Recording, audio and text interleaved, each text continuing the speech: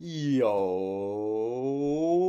what's going on, YouTube? And welcome back to Goal Line Hockey. It's your boy Kevin Forte, and guys, it is time for our NHL Power Rankings for Week 5 of the NHL season. We had a lot of change over the past 2 weeks since I last saw you guys, but this is a huge Power Rankings because now we have gotten to the point where we are not only over a month into the season, everybody's played about 15 to 20 games this season, but we've also gotten to the point where you start to look at the playoffs.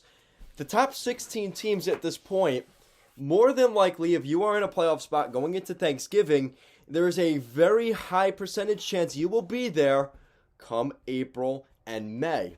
Now, the question is, how many of those teams will stay in? Which teams will stay in? Because obviously not all of them will stay in. So we're going to be going over the top 32 teams in this week's Power Rankings.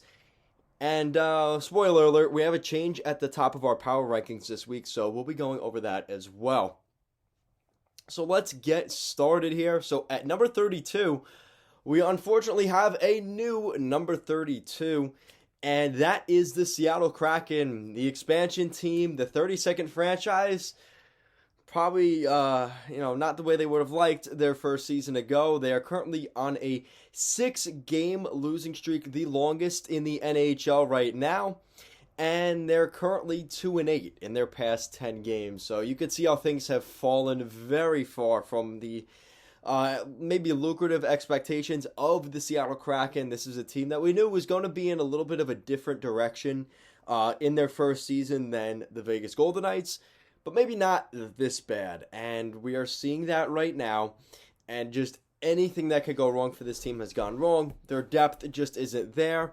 They've gotten hit with a couple of injuries, and the Seattle Kraken, hold out Kraken fans. I know it's been a rough season, but things will get better for this team. You just have to maybe go through a little bit more pain than the Vegas Golden Knights have. And let's be honest, I mean, you look at the success of the Golden Knights, they have yet to win a Stanley Cup still. And maybe in the first 6 years we say something different about the Seattle Kraken. So just something to keep an eye on there. And number 31 is the Montreal Canadiens. Yeah, the Montreal Canadiens have, they've played better. They played a lot better in their game last night. They actually looked decent, but there is still some concerns about this team in terms of consistent goaltending, in terms of good overall defense. They kind of let that game go in the third period, and they allowed the Nashville Predators to make it a game.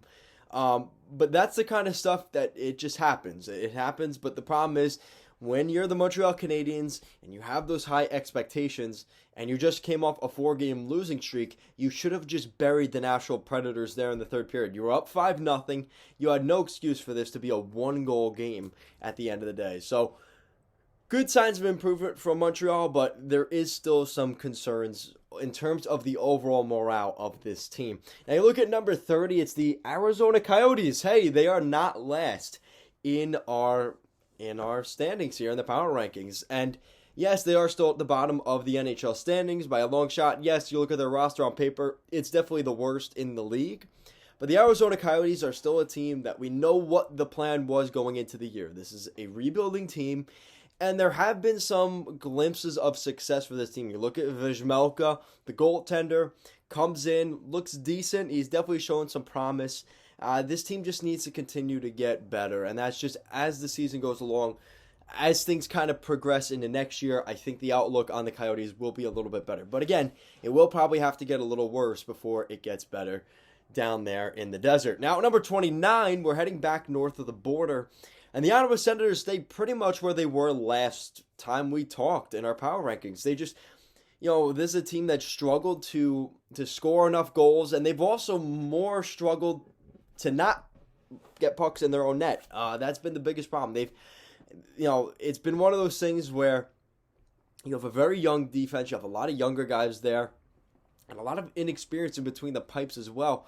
That kind of leads to disaster over an 82-game schedule, and I think that's catching up to the Ottawa Senators now, and that just kind of grinded out every single night. It's been a problem for the Senators, and like I said, we're starting to see that take form for them. There's still a very young hockey team with a lot of upside and a lot of good things to be excited about especially Josh Norris on the back end, but it's been a rough go, especially for those young guys up front. Scoring goals has been a little bit of an issue for the Josh Norrises, the Tim Stutzlas, Drake Batherson. Those guys are still kind of getting their feet wet in the NHL, so that's just part of the process of a rebuild. That's, you tear everything down and you still have to build it back up, and that's the most painful part. All right, so at number 28 is the Chicago Blackhawks, and the Blackhawks have shown themselves to be, at the very least, not at the bottom of the power rankings. They haven't been great, they haven't been spectacular, but they've given themselves, at least, they make games interesting now, a lot more than it did in the beginning of the year. Now, obviously, I think a lot of the stuff in the offseason had to do with the lack of success and the amount of distractions for the team coming into this season. Stan Bowman being gone, as well as the entire most of the coaching staff gone. So this is a completely different Blackhawks perception moving forward. And if it's only for in the locker room, that's all that they need. But definitely some things with this team that I'm just not really impressed with. Last night against the Oilers, I think they were down 4-0 in the first period. Seth Jones, very uncharacteristic turnovers, just throwing the puck behind him, passing it right to, I think it was Dominic Calhoun, who was a former Blackhawk himself, pots it right in the net. There were just certain things about the Blackhawks in that game in particular, but throughout the entirety of the beginning of this season that just has not been great. And Leon Draisaitl getting little breakaways here and there. It is very frustrating watching the Blackhawks, but like I said, they're starting to finally win a couple of games, and they're out of that miserable losing streak that they were to start the year. But I think that gap that they put themselves into early in the year is just going to be too much for them to make up, even over an 82-game season. Now at number 27, the Buffalo Sabres are just where we thought they would be now. They had the nice start to the year. That's why they're technically out of the bottom 5. They're the 6th worst team in our rankings, but they just I haven't seen enough from them to where I'm thinking, all right, this is a good hockey team that can consistently give themselves a chance to win hockey games. They're just not there yet. They lack the depth. They lack the scoring.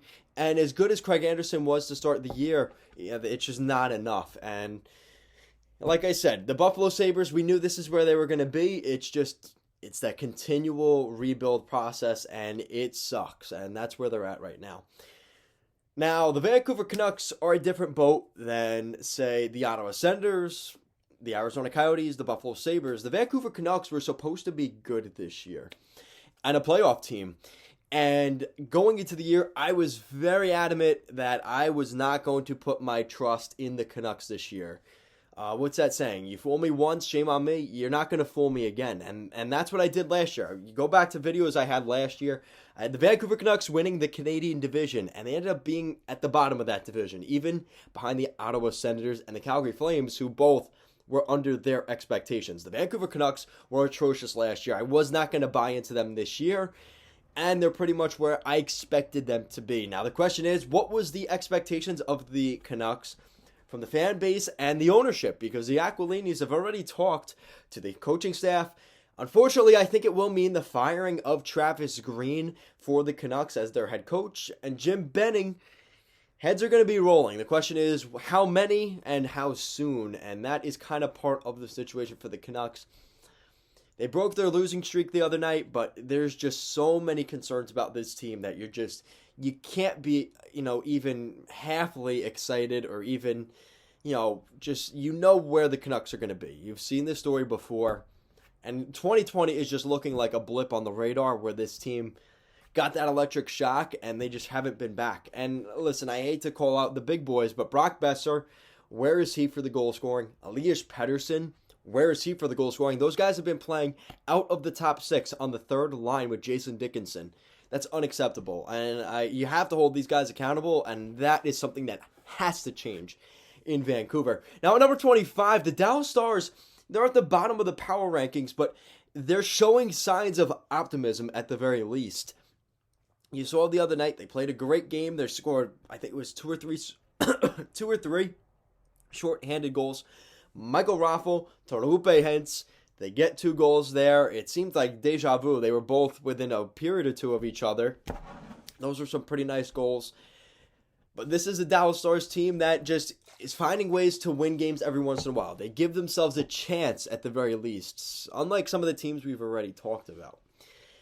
Now, speaking of a team that is extremely frustrating, and I want to continue to move them up in the power rankings, and maybe my bias sticks in there as well, but guys, ladies and gentlemen, at number 24 is the New York Islanders. And the New York Islanders have not been good enough, not in any sense of the word.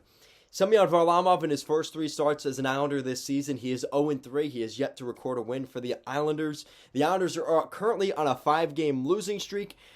There's some weird stats. They have not given up 4 or 5 goals in consecutive games, I think since like 2018, which is around the time Barry Trotz came in. We just don't see this stuff happen with the Islanders. They're playing very uncharacteristic of what we're used to seeing from the Islanders in the Barry Trotz, Lou Lamoriello era.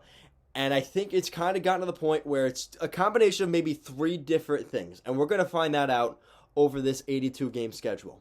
The first thing being that this team just doesn't have the goal scoring, which everybody has said for the longest time. And I kind of, as well as the goal scoring, I think it also is part of, how much are these guys buying into the message? I think that's also part of the thing. You remember that the first 2 or 3 years, the Islanders were always the underdog. And I think the Islanders had, kind of that, there's something, they always had that enemy. And now that they've been a successful team, really, for the past 3 years, going to the conference finals the last 2 years, is there maybe a little bit too much complacency from some of these guys and just not enough motivation, day in and day out through an 82-game schedule? And then the other thing I question too is, is the speed becoming an issue for the Islanders? Because I love Zdeno Chara. He's been there, he's a great NHLer, probably a Hall of Fame player, but he is just not what he used to be. This is a guy that he's getting old, and unfortunately, Father Time kind of catches up with you. I think that's the point here with Zdeno Chara. He's able to beat guys one-on-one. He's able to kick the shit out of Patrick Maroon. But at the end of the day, if you can't skate down the ice, especially as a defenseman in the NHL in 2021, going into 2022, it just doesn't work. And the Islanders, this is in a couple of different areas. This is not just to count out Zdeno Chara. He is the glaring example of it. But Andy Green on the back end was miserable last year. We're seeing that again this year when he's not in COVID. Zach Parise is not the player he was when he was drafted first overall by the Devils in 2009 or 2008, whenever that was. And you're just seeing that kind of fall through. And the other thing I wonder is this recent situation in terms of the COVID protocol. Is that the latest victim of the Islanders, where once they get the healthy roster back, that will fix things? And I don't think it's that, because honestly, this team was bad before all this COVID stuff, so you could blame that all you want, but at the end of the day, they have not been a good enough hockey team. And that's my little rant there on the Islanders, but it's very, very concerning right now if you're an Islanders fan. Now, number 23 is the Pittsburgh Penguins, and they have been the worst team in the Metro. You look at the standings, you look at my recent power rankings, but they have edged out the Islanders here because they're just not as bad as the Islanders. They're not on a 5 or 6 game losing streak.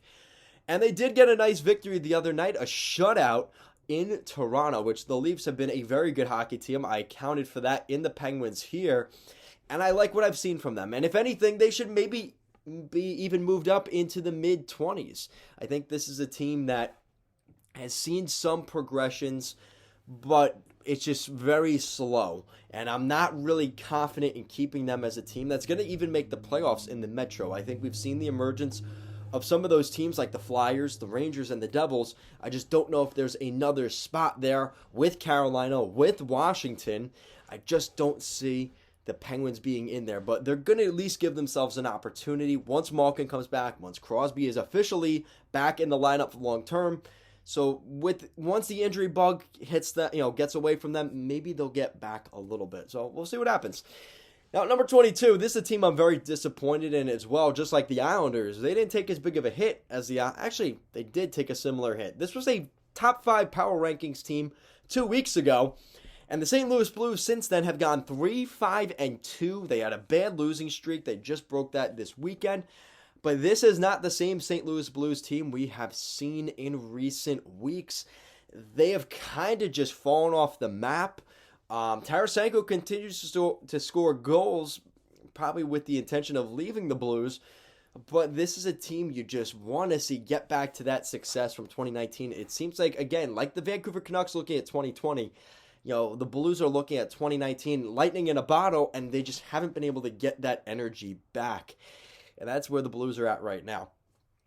At number 21, we have the Philadelphia Flyers. They're currently on a 2-game losing streak, so they're in a pretty rough spot as well.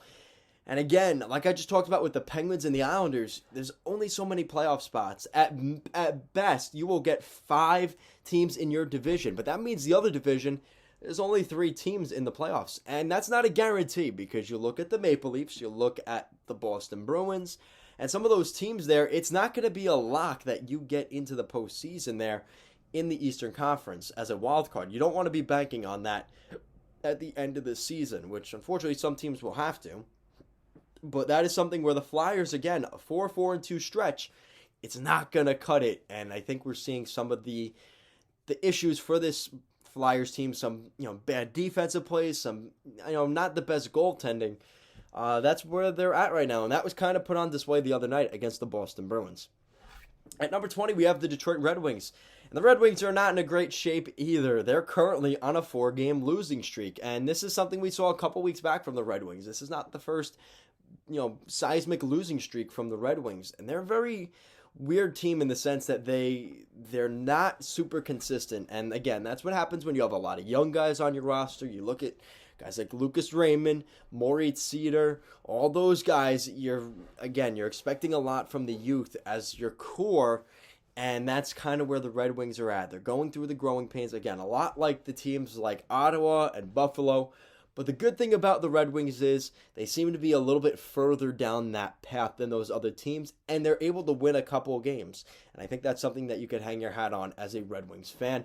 Now, at number 19, we have the San Jose Sharks. We're heading out west here, and the San Jose Sharks are currently not doing that well. They've got 4 wins in their past 10 games, 9 out of a possible 20 points.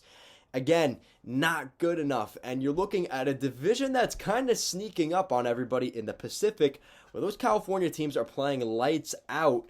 And I wouldn't count the Sharks out of a playoff spot in that Pacific division. But again, it's going to be very difficult with the other 2 California teams playing as well as they have. And then you have Calgary and Edmonton as well. It's going to be a tough division, it seems like. So we'll see what happens. But San Jose right now, not liking the direction they have gone since the beginning of the year. At number 18, kind of a similar situation here with the New Jersey Devils. They are 4-3-3 in their past 10 games. And again, with the Devils, you're seeing some really good games from them. You saw what they did the other night in Tampa Bay on the road. Mackenzie Blackwood plays out of his mind. He plays great, shuts the door on a close game in Tampa. But then they'll have other games where they get blown out when they shouldn't have. And again, that comes down to some of the young guys. We're seeing some of the young guys play really well. Yegor Sharangovich, Dawson Mercer, Ty Smith. Maybe not in terms of the score sheet, but Ty Smith's been a good defenseman. So that's the kind of stuff that you could look at for the Devils. PK Subban with a lot of energy. I know he's not the player he used to be, but he's always very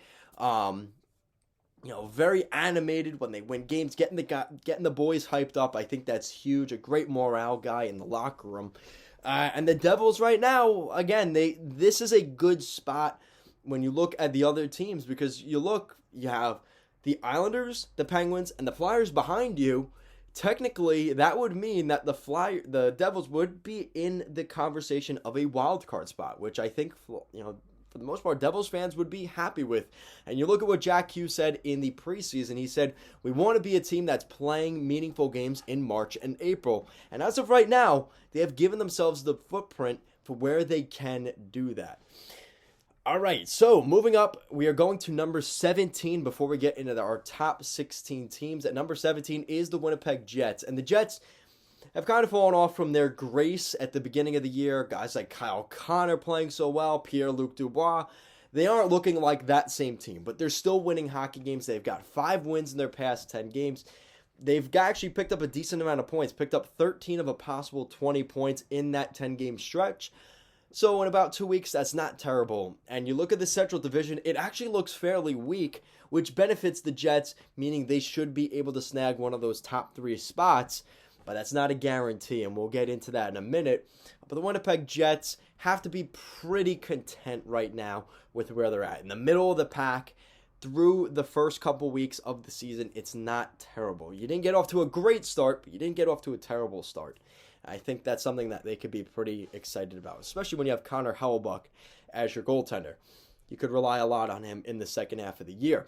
Now, number 16, you've got the Boston Bruins. And the Bruins are a weird team because now, don't look now, but the Bruins have had one of the better records in their past 2 weeks. And they're also on a 3-game winning streak right now, most recently in Philadelphia, where they played quite well. And you could see the gap between teams like Boston and maybe the middle of the pack, which is a team like the Flyers.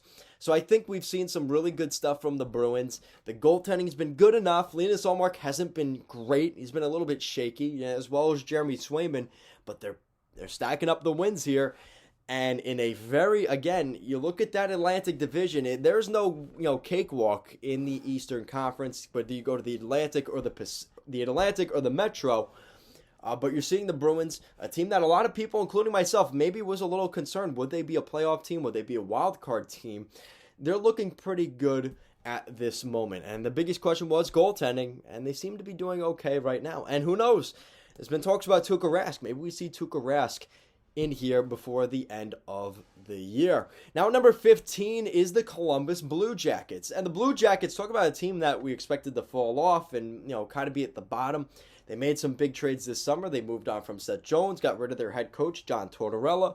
And you pretty much would have thought the sky must be falling in Columbus. Not necessarily, though. Brad Larson, the new head coach, the assistant head coach to Torts back in the day, they've actually played pretty well. They've gotten really good depth from their centers. Alex Texier has played good. Cole Sillinger in his first season, he's played fairly well. But then you're looking for more from guys like Jack Roslovic. If he could get back to the level he was at when he came in from Winnipeg last year, this is going to be a really dangerous hockey team. But again, you could tell they lack that number one center, and you can only hide from that so long, especially in the Metro Division, in the Eastern Conference. So we'll see how they can hold up. The goaltending's been good enough. They're 6-4 in their past 10. We'll see how long this lasts for the Jackets. But like I said, they look pretty good right now. And the gap between the Blue Jackets and those top 3 teams is not very wide. Now, looking at number 14, we've got the Nashville Predators. And I've been saying this now for almost a month. They had that weird start to the year. They gave the Seattle Kraken their first win as an expansion team. Yeah, we know that didn't go well. People started making the memes. The first team to give Seattle their first win, hang the banner in Nashville, because they hang banners for everything. They win a playoff game, they hang a banner. So, that kind of meme kind of got out there. But the Predators have kind of embraced, some of their quirkiness. They're 6-3-1 right now. They've played really well. And they've given themselves opportunities because of that damn goalie, UC Saros. He's been very good for them in between the pipes. And this is a team that's gotten the goal scoring. Finally, we're starting to see this team score goals. They didn't look great the other night in Montreal. Kind of got embarrassed. But the way they fought back, they made it a game in the third period. They got into a couple scuffles, a couple fights. I think that's important. Matthew Shane getting a hat trick doesn't hurt either. Seeing Ryan Johansson get on the board, there is some optimism there. But again, how consistent is that? That's really been the key. Can they consistently score goals? And I've never been a big fan of John Hines' teams.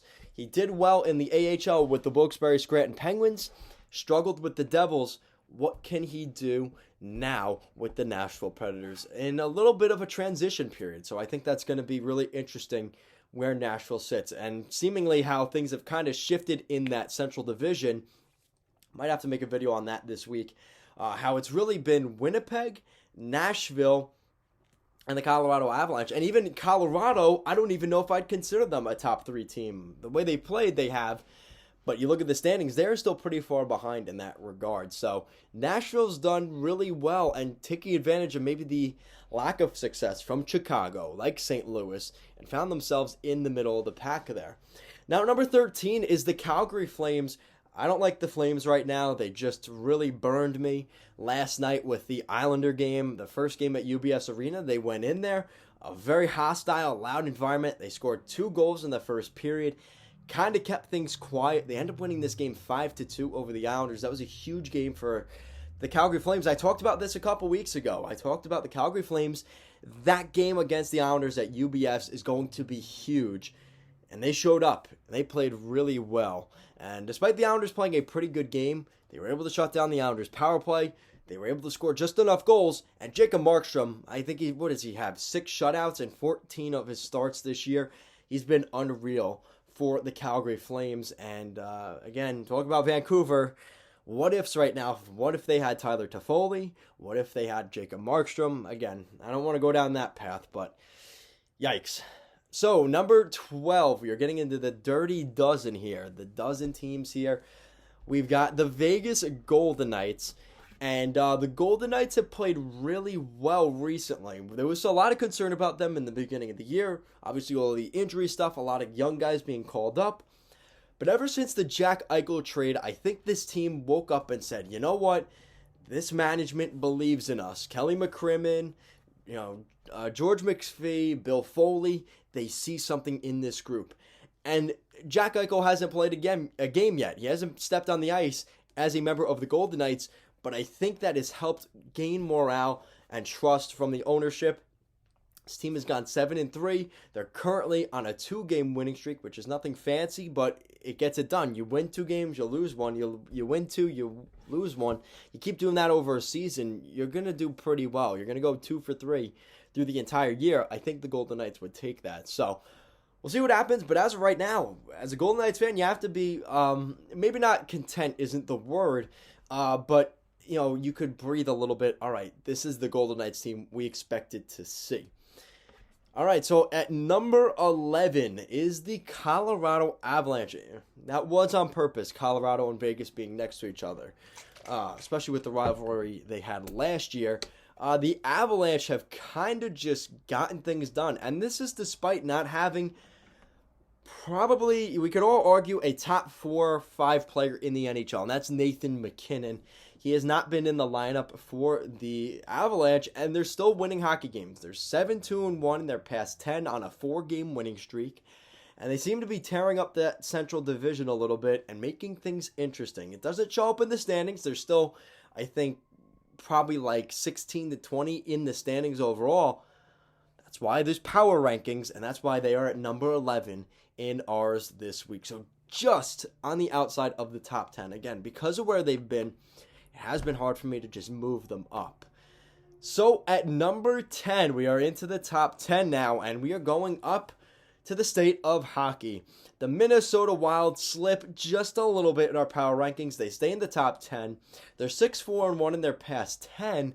But the Wild have shown some glimpses of greatness, and then they've also shown some what are you doing moments.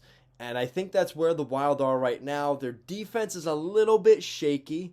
Definitely some mild concerns there. They're getting great goal scoring. You look at what Kaprizov did the other night. Damn, that was a beautiful goal. Great release on his shots. He's a really, really good hockey player. They got really lucky that they have him in the fold there. Got to be pleased with that. But this Minnesota Wild team, again, they're a top 10 team right now. They haven't gone on this crazy 5 or 6 game losing streak. But I had to move them down because teams around them have just gotten better. And once you get into the top 10, it is very difficult to stay there. Now, number 9 is the LA Kings. They were a little bit higher up last time, but they moved down just slightly. Again, because other teams have been better, and you look at their recent success, well, it really hasn't been there. They're 7-2-1 in their past 10 games. They've lost 3 games straight, so there is a little bit of worry and concern. Jonathan Quick's played well, but again, how much longer are they going to continue to have this attrition issue with Sean Walker, Drew Doughty out? They have a lot of young guys and, guys gaining experience on the back end, but how long can they hold up? And that's really going to be the key for the LA Kings the rest of the way. They're still going to be without Drew Doughty for a couple of weeks, as well as Sean Walker, who won't return this season. Now, number 8 is the Tampa Bay Lightning. And yes, the Tampa Bay Lightning, for the first time since our preseason power rankings, are back in the top 10. I know, it's crazy, but yeah, that's the world we live in today. 7-1-2 in their past 10 games, which means they have technically picked up a point in 9 of their past 10, which is really good. 16 of 20 points. You got to be fairly impressed with that. Again, this is a team that we knew was going to be good this year. Or actually, even better than that. Actually, 18 of 20 points this year, or in their past 10 games. But Tampa is still, I'm hesitant still because I don't know really what they are. Again, they didn't play their best game against the Devils the other night. Maybe it was a little bit of a blip on the radar. They've been really good this season. But that kind of stuff does worry me about Tampa. Hedman makes some weird mistakes here and there. I don't know if that's just he's too much in his head. I don't really know what it is, but there is some things about Tampa I still am not 100% sold on them being a top 5 team right now. And they just haven't been as consistent, again, as these other 7 teams.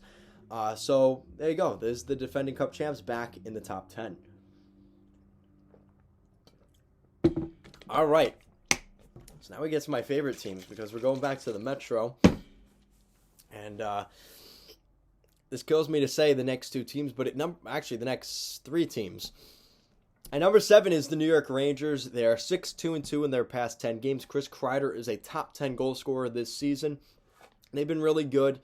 Despite losing Sammy Blais earlier in the year, it doesn't seem to be hurting them that much. The young blue line is holding up good enough. And Gerard Gallant is maybe adjusting the game plan to that, is kind of sheltering that defense as much as he can. I think they've done a good job of that. The goaltending hasn't been great. It was a lot better in the first 2 or 3 weeks of the year, but they continue to be a team that is definitely not fun to play against, and that's something that Gerard Gallant wanted to instill in this team, as well as Chris Drury. They just need to get Vitaly Kravtsov in here, and once that happens, I think they will be perfectly fine, because they do need some goal scoring. Do they go for Phil Kessel out in Arizona, a little bit cheaper? Do they go for Vlad Tarasenko again? We know they were swinging this summer on that front, so that may be something that the Blues and the Rangers get done potentially by the end of 2021. So hold on there with the Rangers because I think they are looking to add more.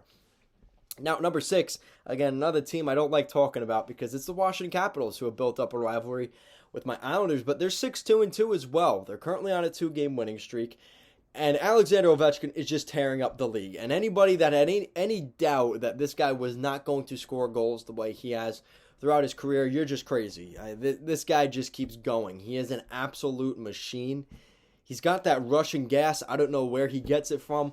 He's got gray hairs. It doesn't seem to matter. He's got a kid. Baby Ovi is probably going to be in the NHL when he's still in the league, scoring at the pace that Ovechkin is. We could have 2 Ovechkins playing with each other at this rate. He's so consistently productive. And that one-timer is deadly. And we saw that the other night, but it doesn't even matter. It's just, again, it's the same story over and over again. I don't think Caps fans are too upset with that. The goaltending's definitely stabled out a little bit. I think that was a problem earlier in the year. And there's a little bit of concern right now in the AHL. Again, they don't have the best goalie depth right now. But Zach Fucale came in. He got his first shutout in his first NHL game. That was really nice to see, I think a week or 2 ago. But you need to see some more from some of these other guys, like Samsonov. When is he going to break out and be that great Russian starter? That's really what they were hoping for. He didn't really show it in Hershey, and he hasn't really shown it in the NHL. So there is some genuine concern about how good of a starter is he. Is he a starter, in fact? So that's something we'll keep an eye on. At number 5 is the Toronto Maple Leafs. Again, talk about a team I didn't want to really discuss too much. I mean, I'll give credit where it's due. The Maple Leafs have been a very, very good hockey team, and it kills me, but they've been good. And they're 8-2-0 in their past 10. They did lose the other night against the Penguins, but it wasn't like this miserable loss. They've been very good, and even the other night, Mitch Marner had a couple of chances he probably wishes he could have put in the back of the net, especially in Toronto where that all gets magnified to the max. But he's still a very good player, and again, a guy that I gave a lot of grief in the beginning of the year. He seems to have that little bit of he has that extra energy, and I think that's really important because they need goal scoring from somewhere, and it's got to be from those guys. It's got to be from Nylander, got to be from Marner, Matthews, Tavares. You know the story. It's the same story every time. But the goaltending's been good enough. Again, all good news right now in Toronto. Could that change as soon as next week? The sky falls. They go on a 3-game losing streak. The world is over. They never win a playoff game, this and that. Okay, we'll see what happens in April. That's really what it comes down to in Toronto. At number 4, wow. This is just one of those teams where, as a Ducks fan myself, I could not have told you in any stretch of the imagination the amount of success this team would have in the beginning of this season. I think I made 2 videos on them already. I talked about the California teams, where it was more of all 3 of them playing fairly well this year, and I made another video more on Troy Terry and the Ducks earlier this week, but they continue to just tear it up. They're on an 8-game, they're 8-1-1 in their past 10 games. Absolutely incredible.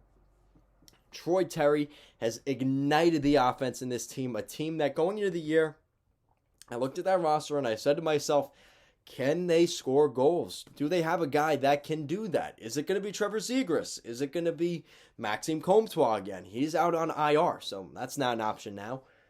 Would it be Jakob Silverberg? I mean, there were different guys you could throw out there, but who was going to be that guy? And it turns out it was Troy Terry, who was there last year. He's been there all along. A former 5th-round pick, absolutely destroying it right now for the Ducks, and he's kind of regenerating the careers of guys like Ryan Getzlaf and Adam Henrique, who are his line mates. Really nice story there in Anaheim. And John Gibson finally can be a little bit happy. I don't know. I think some people have been, including myself, a little bit, kind of feeling sorry for him because this team has been so bad in front of him. But that is not the case right now in Anaheim. Wonders if it changes the tune of those trade rumors. Does this happen now? Because the Ducks might be in a playoff spot, dare I say it, in April of 2022. So, again, very early, but you gotta like what you've seen here in this stretch. The question is, what happens when they lose? Because they're eventually going to lose. Are they going to be able to come back from that? Now, the top 3 stays the exact same as it has pretty much through this entire season so far, except we're seeing a change at the top. So at number 3, I'll give you guys number 3. It's the same as it's been recently. It's the Edmonton Oilers. And it was kind of getting to the point for me at this rate. The gap between them and 2 has really gotten small because of how consistent the Oilers have been. They can consistently give you a 6-4, a 7-3 record, every 2 weeks. And that's really good. And that's why I have them in the top 3, because I just don't see them, like the Ducks, the Leafs, the Caps, even the Rangers. They've all had their little bits of, okay, you had a bad week. We haven't really seen that from the Oilers or these other 2 teams ahead of them. And that is something that, again, you're seeing the goal scoring coming from everywhere. They picked up, 5 or 6 goals last night. I mean, this is the kind of team that the Oilers have been just waiting to finally have dropped into their lap, and they're getting it. Now, again, it was against the Blackhawks, but we've been seeing this multiple times this season. This isn't the first time we're seeing it. And, good stuff in Edmonton right now. So, big thumbs up to the team from Alberta, named the Oilers, because there is 2. All right, so at number 1, we're just going to go to number 1, and we'll go over number 2 after. So to build it up, I know you guys probably already know, because if you look at my recent, probably the last 2 or 3 power rankings, it's been the same exact top 3, 3, 2, and 1. And because there's a change there, and it's not the Oilers, well then who is it? And I mean, I'm wearing their jersey, kind of as a giveaway. The Carolina Hurricanes right now are back at number 1 in our goal line hockey power rankings. They're 8-2-0 on this little stretch here over the past 10 games. They're on a 4-game winning streak, and the way they win is very dominant. We saw that this weekend. We've seen it really throughout the entire year. Kind of like the Ducks. The big question was when they went on that really nice start to the year, the question was, what do they do when they lose? Because you lose that first game or 2, and that mojo and the bounces aren't going your way. How do you fight that off? And I think the Hurricanes have been able to do that. The Florida Panthers, you talk about a team, what happens when they lose? Now, they have had some injuries over the past 2 weeks. They've had some pretty big changes in management, especially behind the bench with Joel Quenneville out. But the Florida Panthers are still at number 2 in the power rankings. They've looked really good. Joe Thornton's back off the IR. Took a big hit the other night. Frank Vetrano getting 2 goals in that game. Owen Tippett dancing around the defenseman. It didn't lead to a goal, but actually it did lead to a goal, just not his. But the confidence of the young guys there, Anton Lundell, Owen Tippett, even Spencer Knight. This is really exciting hockey in Florida. And it's not one of those teams where you're like, all right, they're going to be good this year. This is their window to win, and that's it. I don't think that's necessarily the case. I could see this team with Barkov, with Huberdeau, with Tippett, with Lundell coming up. This is going to be a very competitive team for years to come.